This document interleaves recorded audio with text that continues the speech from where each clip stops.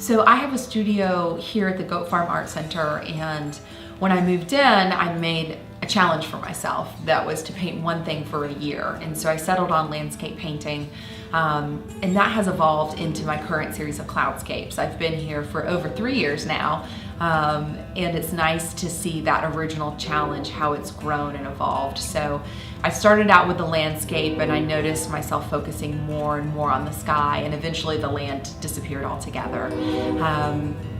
And ever since then, I've become very fascinated by clouds and all different types of clouds. So there's, kind of natural cloud that you and I would see.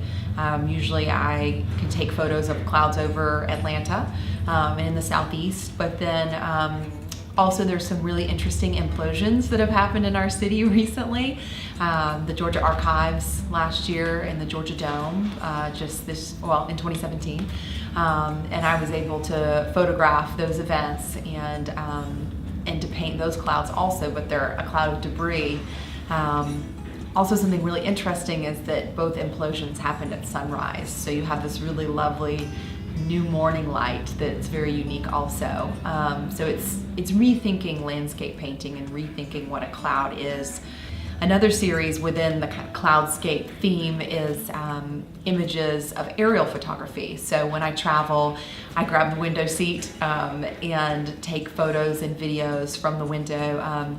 Also, my father is a commercial pilot, and so he's gotten on board and sends me a lot of great inspiration photos as well. So I have a lot of really wonderful friends and resources. I get cloud photos in my email and via text almost every day. So it's almost become a community effort, which I love. I think that the clouds are a really interesting subject matter because there's a lot of metaphor, and they're also very open for interpretation. When you and I look up in the sky, we're going to interpret what we see differently. And I think for centuries and really since the beginning of time, people have been inspired by nature. So I really love that history of inspiration, but then also that it is abstract and it's open for interpretation. And I really love making paintings that people can love having in their homes and can understand my inspiration, but then also maybe assign new meaning and new life to based on what they see in the painting also. So I create paintings for people's homes, for corporate, for businesses. Also, I'm working on a few murals right now also. So excited to share my vision with people in lots of different ways.